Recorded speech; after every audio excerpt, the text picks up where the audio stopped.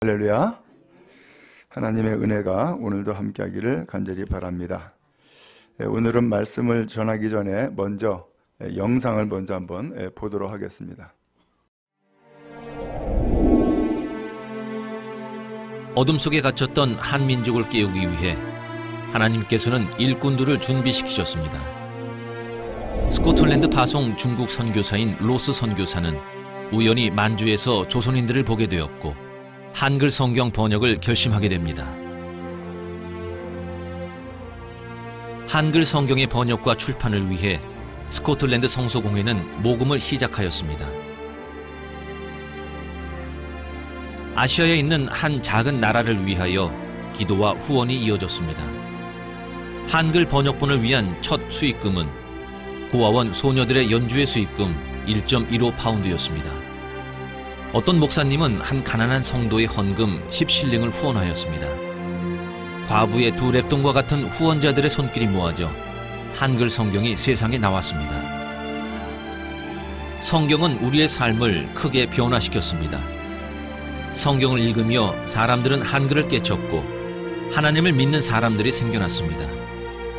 천대받던 한글은 민족의 언어로 자리 잡게 되었고 많은 여성들이 성경을 읽으며 교회와 사회의 지도자로 성장했습니다. 무엇보다도 우리는 천국 백성으로서 새 소망을 가질 수 있게 되었습니다.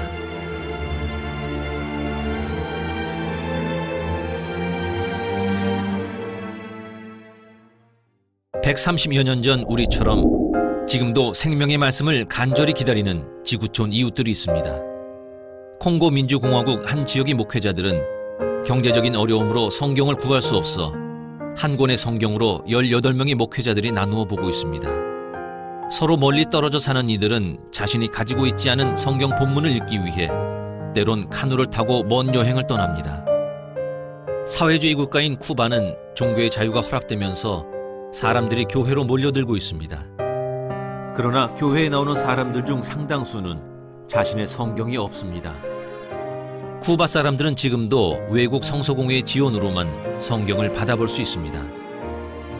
자기 말로 번역된 성경이 없는 소수 민족을 위해 성경 번역을 진행하고 있지만 상황은 쉽지 않습니다. 때로는 컴퓨터도 없는 열악한 환경 속에서 때로는 생명의 위협을 무릅쓰기도 합니다. 이들을 향한 지원과 기도가 절실하게 필요합니다. You know, some of our translation are in the Boko Haram area. We lost last year one of our translation brother who was killed by Boko Haram, and one of the translators spent 1 week in the mountain because to flee out the Boko Haram attacks. 어렵사리 성경을 제작해도 정치적 탄압, 종교적 핍박, 그리고 전쟁으로 보급의 어려움을 겪기도 합니다. Our country is devastated by war. So many people died during the war. Many people ran in refugee camps in Uganda or Kenya. And again they are sending or coming for Bibles. 절망적인 상황 속에서도 사람들은 하나님의 말씀을 통해 힘과 소망을 얻고 있습니다. 엘리자베스는 하나님의 말씀을 읽고 자신을 죽이려 했던 사람들을 용서하고 마음의 평안을 얻게 되었습니다.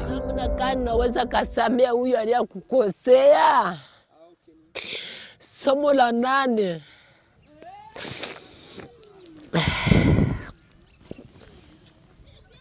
Ile mafundisho ilinisaidia sana, nikapata na roho ya kusema nisamee wale walinikata na mipanga, niwasamee.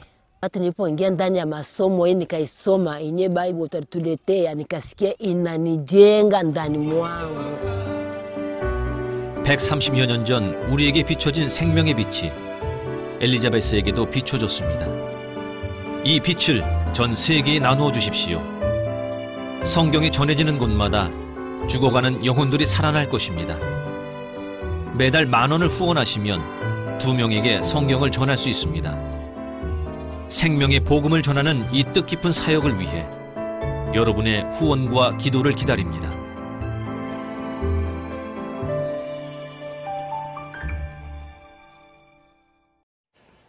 예, 지난주에 이미 먼저 광고를 드렸던 것처럼 오늘은 한국교회가 지키는 성서주일입니다.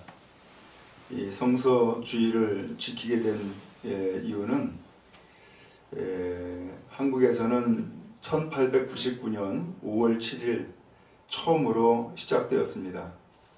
한국교회가 복음을 받은 감사와 감격을 표현하고 그리고 이제 세계에 성경 보급하는 일에 우리 성도들의 참여를 독려하기 위해서 이 주일을 정하고 지키게 되어진 것입니다.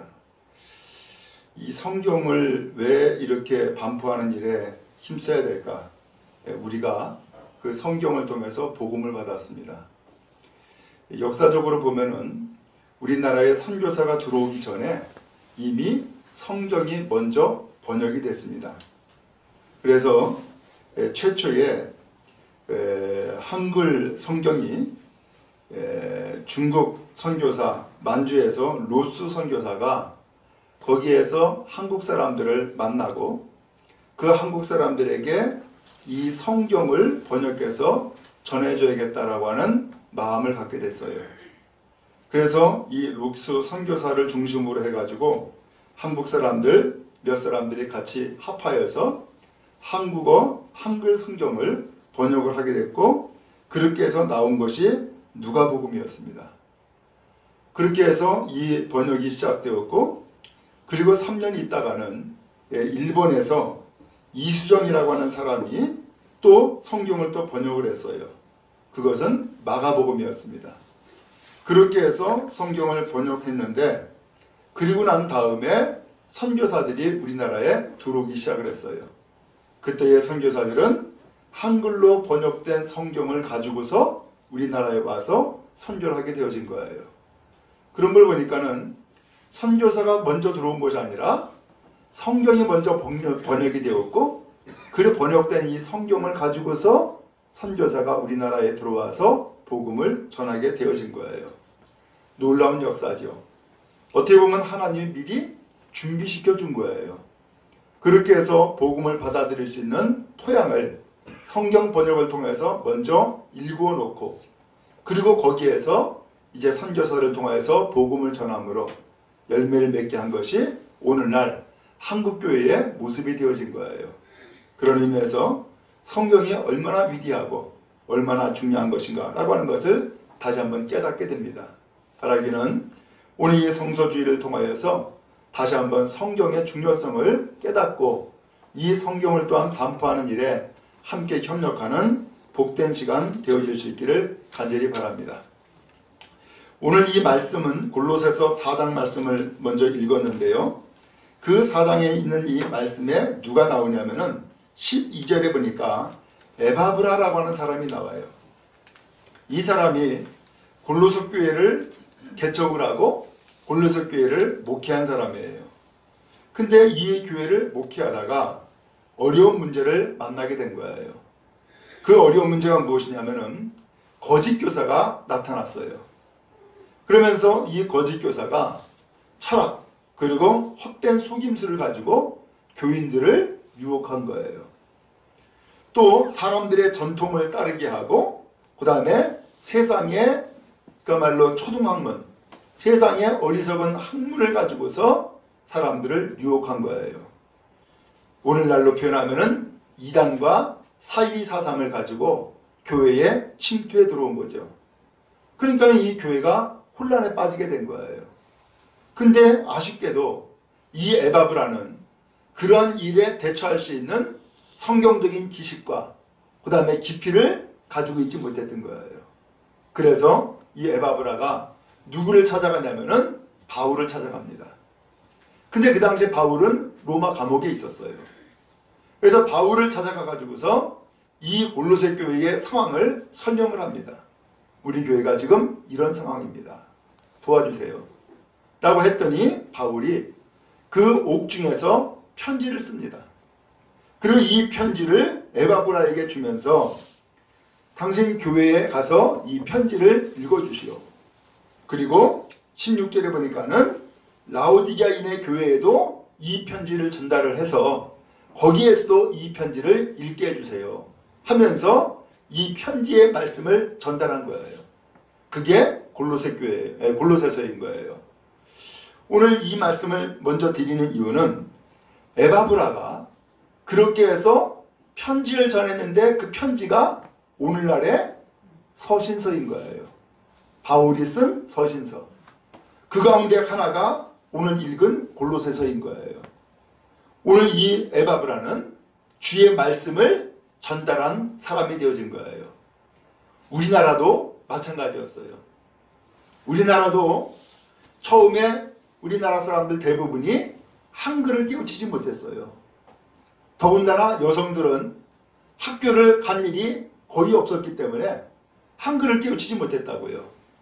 근데 중국에서부터 로스 선교사가 누가복음을 번역했고, 그 다음에 3년 후에는 일본에서 이수정 선교사가 또 그 마가복음을 번역해 가지고서 성경을 이제는 읽을 수 있게 된 거예요.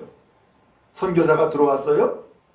이제 이 땅에 전도를 해야 되는데 그 전도할 때 가장 먼저 이 성경을 반포한 거예요. 그 성경을 시골 구석구석마다 다니면서 성경을 전달해 주는 사람이 있었어요.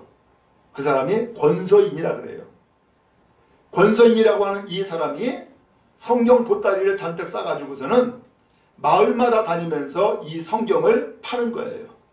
그리고 이 성경을 전달해 주는 거예요. 그리고 성경만 전달할 뿐만 아니라 그 성경의 내용을 가지고서 전도까지 한 거예요. 그러면서 구석구석 성경이 반포되기 시작을 했어요. 그 성경을 읽고 사람들은 한글을 깨우쳤고, 그 성경을 읽고 그들은 이제 눈을 뜨게 된 거예요. 그래서 한국 교회에, 한국 사회에 여성 지도자들이 탄생하기 시작을 했고, 그 결과 오늘날 이 나라에 이제 기독교 학교들이 곳곳에 세워졌고, 그 다음에 기독교 병원들이 곳곳에 세워지게 된 거예요. 그러면서 이 한국 사회의 발전에 큰 토대를 이루게 된 것이 바로 성경이었던 거예요. 성경은 뭐예요? 요한복음 5장 39절 말씀에 보면은 성경은 예수님을 증언하는 책이라는 거예요. 오늘 또 디모데 후서 3장에 있는 말씀에 보니까는 성경은 뭐예요? 구원이 예수 그리스도를 믿음으로 나온다라고 하는 것을 알려주는 책이 바로 이 성경인 거예요. 그리고 이 성경은 오늘 우리에게 교훈도 주고 책망도 하고 바르게도 하고 의를 교육하기에 유익한 책이다 라고 말씀을 했어요.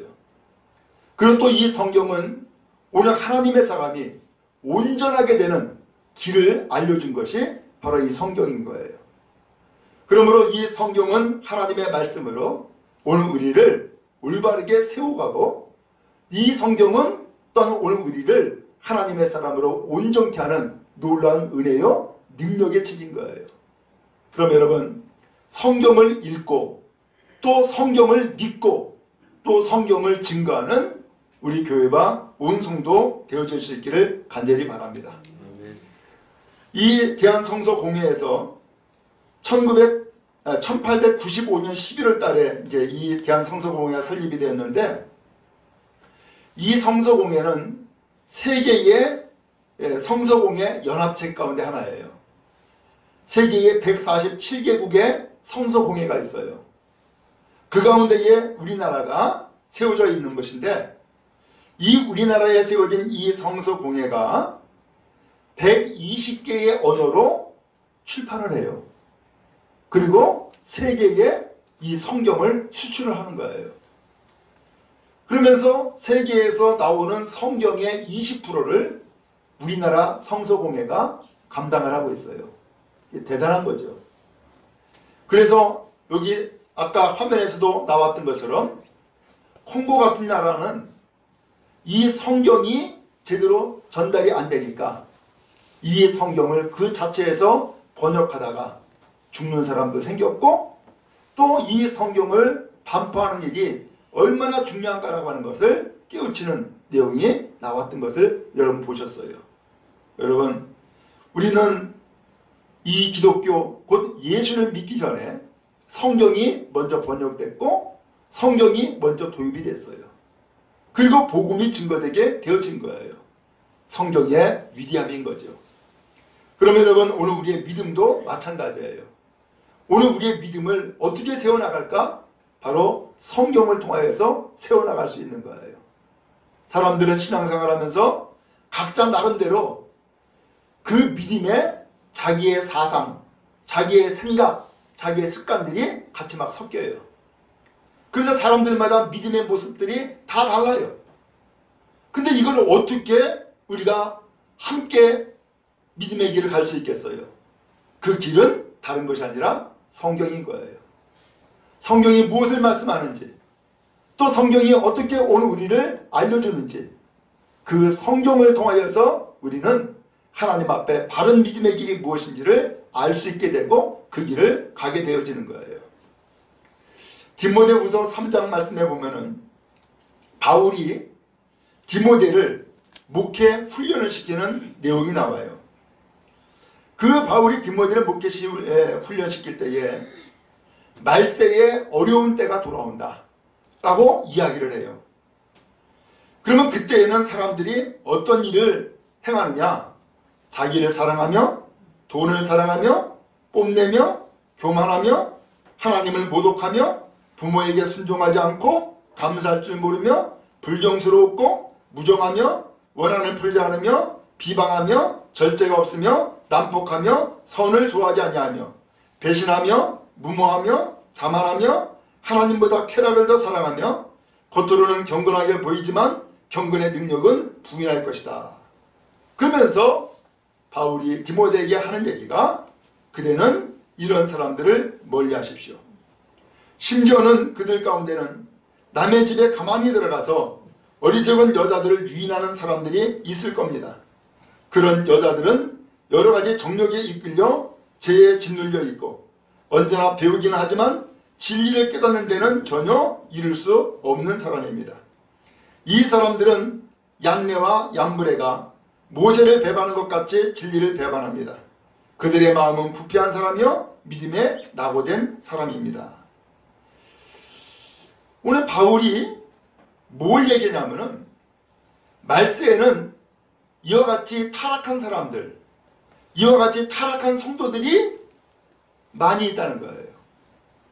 그러한 사람들을 대상으로 이제 이 디모데가 목회를 해야 되는데, 그러한 세상에 그러한 사람들을 놓고 어떻게 목회를 하겠냐라는 거예요. 어떻게 목회를 하겠냐. 그러면서 바울이 자기 이야기를 하는 거예요.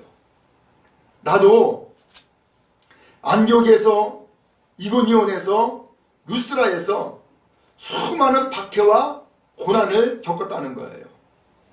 안디옥에서는 유대인을 선동했다고 쫓겨났고, 이고니온에서는 유대인과 이방인들에게 돌에 맞아서 죽을 뻔도 했었고, 루스라에서는 돌에 맞아 거의 죽은 상태에서 성 밖에 내던져졌다는 거예요.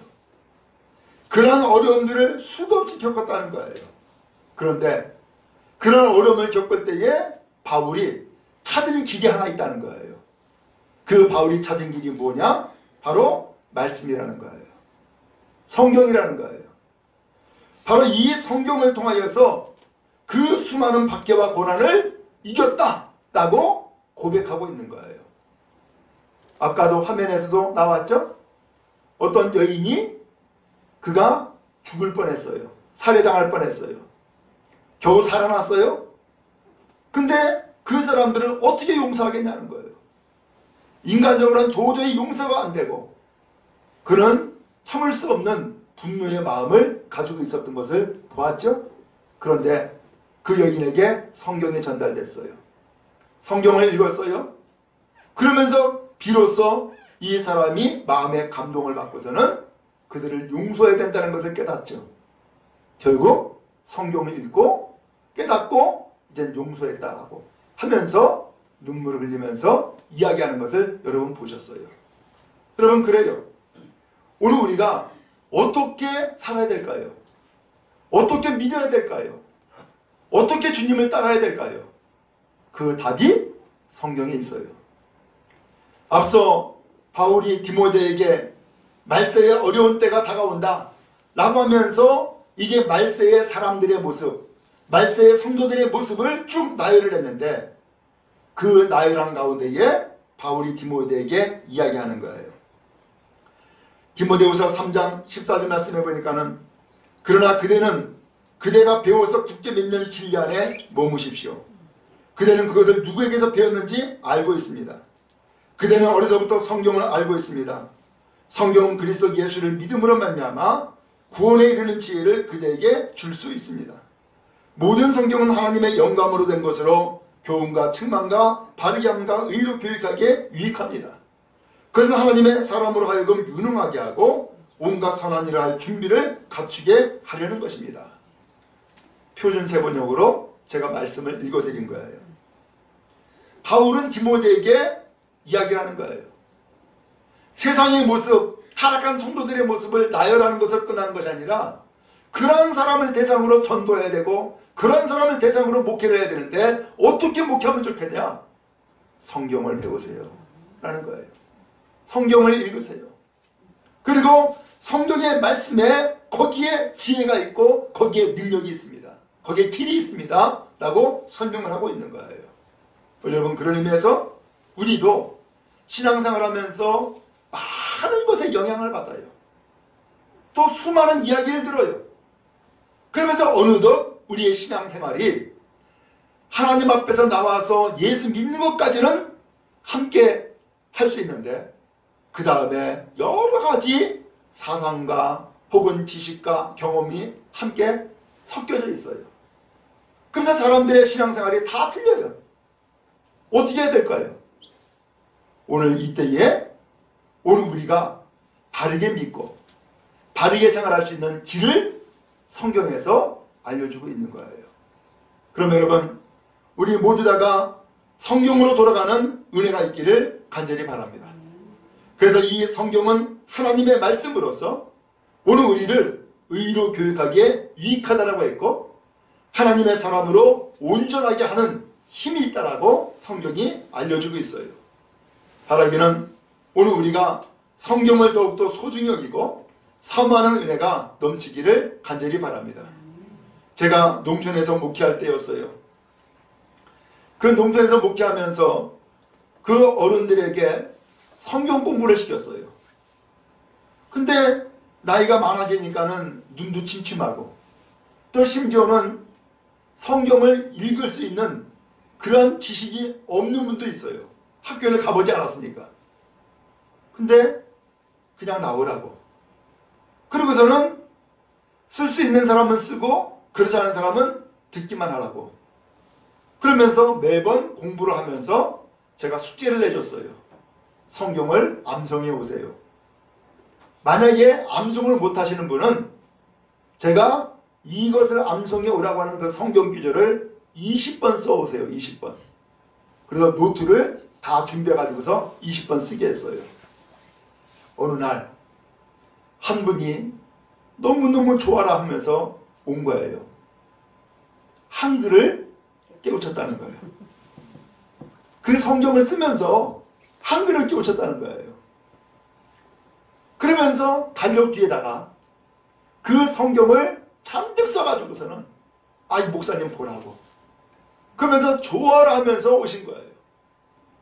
그분은 예수 믿으면서 성경을 쓰면서 한글을 깨우친 거예요. 그리고 믿음 생활을 더 힘있게 신나게 하는 모습을 보았어요. 여러분, 성경은 이와 같이 우리에게 구원의 길을 알려줄 뿐만 아니라 하나님의 사람으로 온전하게 하고 오늘 우리를 교훈과 책망과 바르게 함과 의로 교육하기에 유익함으로 오늘 우리를 만들어 나가는 거예요. 그럼 여러분, 언제나 성경을 가까이 하고 성경을 사모하는 여러분이 다 되어지기를 간절히 바랍니다. 우리가 영화 배너라고 하는 것을 많이 봤죠? 이 영화를 만들기 전에 이 글을 원작을 쓴 사람이 윌레스라는 사람이에요. 이 사람은 불신자예요. 그리고 이 사람이 생각한 것은 성경은 공허한 것이다. 황당무계한 거짓말이다. 그리고선 맹렬히 비판했어요. 근데 이 사람이 성경은 가짜다 라고 비판한 것으로 끝난 것이 아니라 아예 내가 책을 써가지고서 성경 어디가 잘못됐는지 어디가 거짓말인지 내가 밝히겠다 하고서는 성경을 읽기 시작을 했어요. 근데 이게 웬일입니까? 성경을 읽기 시작했는데 처음에 창세기부터 읽었다는 거예요. 근데 창세기부터 쭉 읽는데 그 성경을 읽은 가운데서 하나님에 대해서 하나씩 마음이 열리기 시작한 거예요. 이제 신약성경까지 들어갔어요. 신약성경에 가서 예수님의 탄생, 그 다음에 사람들의 죄를 대신하기 위해서 십자가를 짊어지시는 이 사건까지 이르러서 거기에서 그는 꼬꾸라졌어요. 그러고서 예수가 그리스도구나 라고 하는 것을 깨닫고 이제는 믿게 되어진 거예요. 그가 처음에는 이 성경은 공허한 책이다. 이 성경은 거짓말로 도배가 되었다. 라고 하는 이 생각에 사로잡혔던 이 사람이 성경을 읽고서는 그 안에서 하나님과 예수 그리스도를 발견하고 이제는 거꾸로 이 예수 그리스도가 오늘 우리의 구세주라는 사실을 기록을 하게 된 거예요. 그래서 글을 쓰게 됐는데 그것이 바로 배너예요. 그것을 가지고서 영화를 만든 것이 우리가 잘 아는 배너라는 영화가 되어진 거예요. 여러분, 성경은요 능력이 있습니다. 성경은요 변화가 됩니다. 우리나라에 좀 지난 일이지만은 불교의 심취에 빠졌던 그 승려들이 예수를 믿고 연합체를 이루는 그러한 단체가 있습니다. 그분들이 어떻게 예수를 믿게 되었느냐? 이 승려들이 시주를 받으러 다니잖아요. 그런데 저도 보니까는 어려서 그 승려들이 시주를 받으러 집집마다 다니면서 시주를 받는다고. 근데 어느 집에 가니까 그 시주하는 그 자루에다가 성경을 집어넣은 거예요. 그러니까 이것을 빼낼 수도 없고. 그러니까 이건 짊어지고서 일단 절간으로 들어간 거예요. 그리고선 도대체 이게 뭔데 이것을 나한테 넣어준 거야? 하고서는 읽기 시작한 거예요. 그러면서 예수 만났어요. 그는 절에서 뛰쳐나왔고 그 승려들을 대상으로 거꾸로 전도하는 목사로 변화가 되어진 거예요. 성경은요 읽을 때에 하나님의 감동함을 주고요, 이 성경을 통하여서 하나님의 살아계심을 깨닫게 하고요, 이 성경을 통하여서 예수가 그리스도이시다라고 하는 것을 알게 주는 책이에요. 그럼 여러분, 성경을 가까이 하십시오. 성경을 읽으십시오. 그리고 성경을 통하여서 진리의 길 가는 여러분 다 되어지기를 주님의 이름으로 축원합니다. 아쉽고도 안타까운 것은 오늘날은 예배를 드려도 이 방송 영상으로 예배를 드리다 보니까 이 성경 찬송가를 안 가지고 다니면서 신앙생활하는 일들이 자주 눈에 띄어요. 그건 참 곤란한 일입니다. 그 예배를 돕기 위한 방법이지 성경 찬송가가 필요 없는 것이 아니란 말이에요. 옛날에는 어떻게 신앙생활했어요? 주일이 되면은 옷을 깨끗하게 입고 그 다음에 성경 찬송가를 딱 끼고서는 아주 그냥 마음속에 품속에 간직하듯이 성경 가지고서 교회 다니고 그러지 않았어요? 근데 어느 날 이제는 이것이 사라졌어. 교회 가도 방송 영상으로 다 띄워지고 심지어는 처음에 오는 사람을 위해서 성경을 준비했는데 그러다 보니까 그 성경이 마치 내 것이냐 그 사용하는 일이 생겨버리고 만 거예요.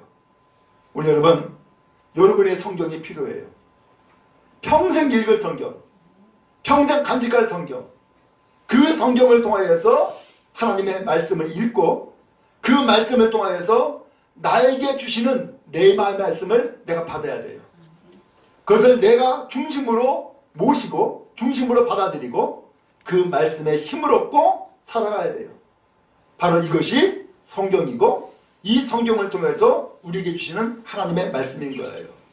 이제 오늘 성서주의를 지키는데 바라기는 오늘 우리가 받은 성경을 이제는 다시금 세계에 성경이 없는 곳곳마다 전달해주는 역할을 우리가 또 감당해 나가야겠어요.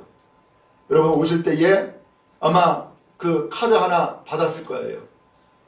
거기에 함께 참으로 동참해 주셔서 성경을 세계에 없는 사람들에게 전달하는 소중한 기회가 되어졌으면 좋겠습니다. 저도 어려서 보니까 성경을 처음에 가졌던 것은 쪽복음이었어요. 옛날에는 마태복음 혹은 요한복음 쪽복음이 있었죠. 손바닥만한 조그만 것들. 그 쪽복음을 처음에 가지고서 교회를 다녔었다고요. 그러면서 이 쪽복음이 하나씩 하나씩 모여지니까는 이 양이 많아지더라고. 그런데 그리고 난 다음에 성경을 이제 어느 날 사게 되었는데 빨간 책 그리고 그 표지가 아주 두꺼운 그런 책을 성경을 처음에 접했던 기억이 나요. 여러분 우리의 성경이 필요해요.